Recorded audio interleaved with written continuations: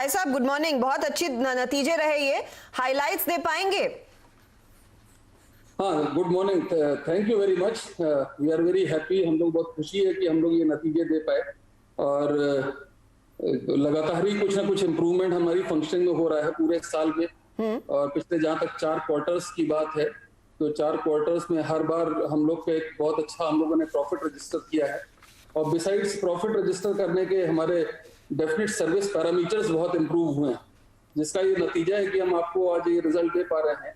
और हमारा जो इस बार का मुनाफा है, इस साल का पूरे साल का देखिए तो करीब 2.5 गुना बढ़ गया है। पिछले साल हमारा मुनाफा करीब 580 करोड़ था और इस बार हमारा मुनाफा 1419 करोड़ पर आ गया है। और पिछले साल क्वार्टर 4 में हमारे कुछ लॉसेस थे। वो लॉसेस कुछ इस वजह से थे कि कोई काफी कैटास्ट्रोफिक इवेंट्स हुए थे all over the world, Hindustan में भी।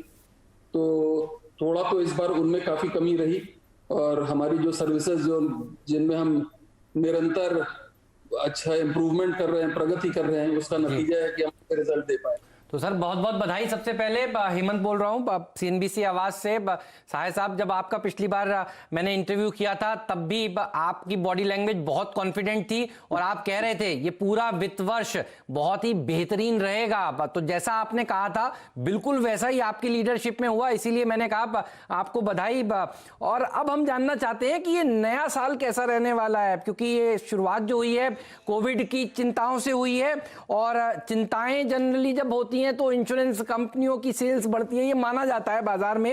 और लॉकडाउन के समय में भी हमारे चैनल पर जितने ऐड आ रहे थे हम यही देख रहे थे, सब कह रहे थे कि इंश्योरेंस जरूर करा लीजिए, चाहे ऑनलाइन ही कराइए। ये बताइए, ये लॉकडाउन में की शुरुआत जब हुई, ये वाला क्वार्टर कैसा शुरुआत हुई है और आपकी क्या एक्सपेक्टेशंस हैं इससे? हेमंत जी, पहले तो बहुत बहुत धन्यवाद। आपके सवाल में कई सवाल निहित हैं तो एक एक करके लेते हैं। पहली चीज ये जी, आप आए थे, पिछले साल भी आप आए थे और मुझको तो लग रहा है कि आप हमारे लिए कुछ लकी मैस्कॉट हो रहे हैं, क्योंकि जब जब आपसे बात करते हैं हम उससे बेहतरीन नतीजे देते हैं हर बार। और जहां तक इसकी बात है, ये साल तो हमारा बहुत अच्छा बीता, आपने देखा जी। और ये आने वाला साल भी हमारा अच्छा रहेगा। हालांकि चैलेंजेस बहुत है, बहुत एक्सट्रीम चैलेंजेस हैं। जहां तक इंश्योरेंस अवेयरनेस है वो तो डेफिनेटली बहुत ज्यादा बढ़ रही है, खास करके मेडिकल पॉलिसी लेने के क्षेत्र में। लेकिन उसके अलावा जो इकोनॉमी एक हमारे ख्याल से एक टेम्परेरी डिप से गुजर रही है, जिसके बारे में आपसे बेहतर कोई नहीं जानता होगा। मोटर सेल्स और ये सब चीजें बहुत ज्यादा अफेक्टेड हैं, तो उसकी वजह से जो टॉप लाइन प्रेशर बहुत ज्यादा रहेगा, जो ग्रोथ, बिजनेस ग्रोथ उतनी नहीं रहेगी। हालांकि मुझे ये भी आपसे साझा करने में बहुत खुशी है कि एक ऐसे वक्त में, क्योंकि आज पहले 3 महीने पूरे हो गए, आज 1 जुलाई है, तो पहले 3 महीनों में जैसे कि इनिशियल फिगर्स आई हैं तो हम लोग करीब अमूमन 5-6% की ग्रोथ दिखा पाए हैं, जबकि हमारा पूरा सेक्टर जो डायरेक्ट जनरल इंश्योरेंस हैं उनका 15 से 16% का लॉस है। तो इस बैकग्राउंड में देखा जाएगा तो हम लोग का अटेनमेंट ज्यादा अच्छा दिखाई पड़ेगा और आने वाले समय में हम लोग अच्छा करने वाले हैं, क्योंकि हम लोग के प्रोसेसेस इंप्रूव हो रहे हैं। देखिए, इंश्योरेंस कंपनी 3 चीजों पर निर्भर करती है कि आप प्राइसिंग कैसी करते हैं प्रोडक्ट की, आप सर्विसिंग कैसी देते हैं और अपने आप एक्सपेंसेस ऑफ मैनेजमेंट कैसे कंटेन करते हैं। तो इन तीनों चीजों पर हम लोग काम कर रहे हैं। जो अवेयरनेस आ रही है समाज में और इंश्योरेंस लेने की, उसको हम लोग और उसके लोगों के पास पहुंच रहे हैं, इंश्योरेंस करने की कोशिश कर रहे हैं। और चूंकि एक न्यू इंडिया की ब्रांड वैल्यू सदैव से थी और हम लोगों ने उसको और शार्पन किया है, तो उसकी वजह से यही रीजन है कि हम इन 3 बहुत ही चैलेंजिंग महीनों में भी ग्रोथ देने में सक्षम हुए हैं जी। और मुझे बड़ी उम्मीद है कि इस चैलेंजिंग क्वार्टर में भी, मुझको लगता है कि आप जो हमारा ट्रेंड देख रहे हैं पिछले 4-5 क्वार्टर से, ये अगले क्वार्टर्स में भी चलेगा। बिल्कुल।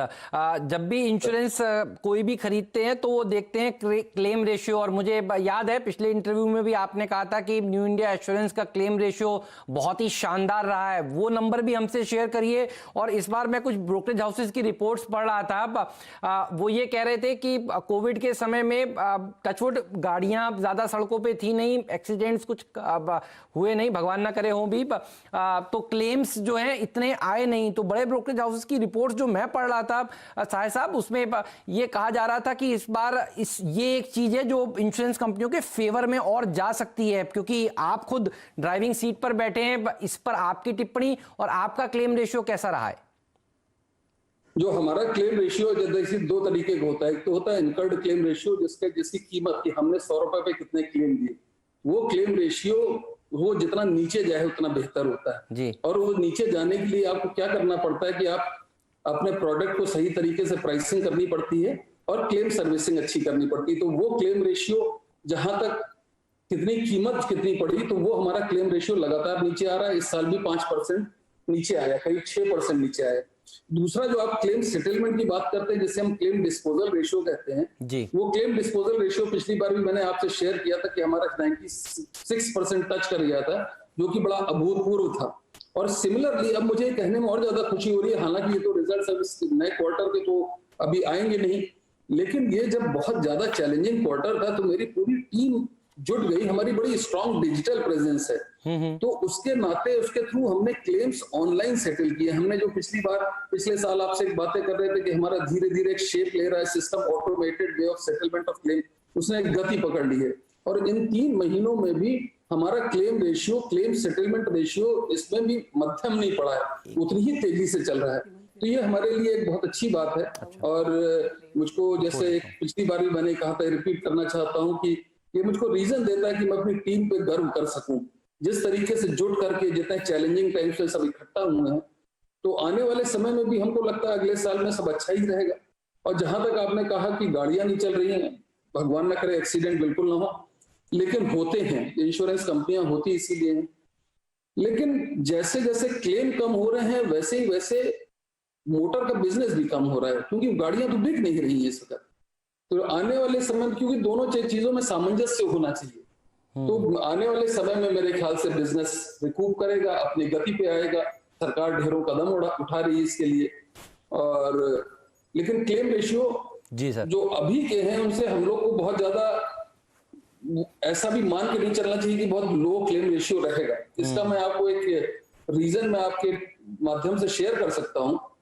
एक हम लोग का बहुत बड़ा पोर्शन होता है जिसमें हम लोग मेडिकल कवरेज करते हैं जी। और जब ये मेडिकल कवरेज होता है तो उस मेडिकल कवरेज में एक अच्छा बड़ा पोर्शन उसका होता है जिसको हम प्लान्ड सर्जरी कहते हैं। जैसे किसी का कैटरेक्ट का रिमूवल का सर्जरी है, हर्निया की है, तो इसे प्लान्ड सर्जरी कहते हैं। तो जैसा आजकल समय चल रहा है उसमें बहुत से लोगों ने या मेजॉरिटी ऑफ पॉपुलेशन ने इस प्लान्ड सर्जरी को मुलतवी कर दिया, आगे शिफ्ट कर दिया है। जी हाँ। तो इस वजह से हो सकता है कि ये क्लेम गए नहीं होंगे, क्लेम डिलेड है। मोटर में तो एक्सीडेंट नहीं हुआ तो क्लेम नहीं हुए, लेकिन जो मेडिकल क्लेम अगर कम आ रहे हैं तो ये डिलेड है, ये आएंगे जरूर, लेकिन ये जितनी प्लान्ड सर्जरीज है वो नहीं हो रही। बिल्कुल सर। लेकिन ओवरऑल तरीके से हम बहुत अच्छा कर रहे हैं, आगे वाले समय में भी अच्छा करते रहेंगे, क्योंकि हम लोग मूलभूत जो सिद्धांत है इंश्योरेंस के उस पर काम कर रहे हैं। सर मजा आ गया आपसे बात करके, आपने जो समझाया, और एक बार फिर से आपको बधाई।